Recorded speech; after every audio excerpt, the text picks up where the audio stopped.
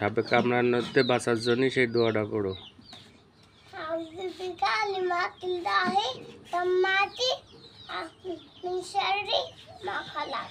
আর একটু জোরে বলো।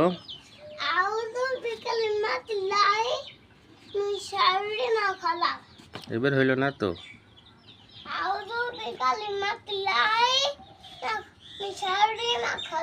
তাম্মাতি তো হচ্ছে না, পুরোটা বলো।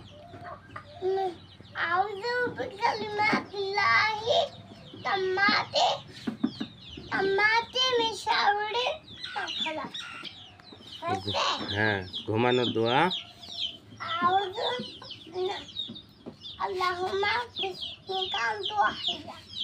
বৃষ্টির দোয়া।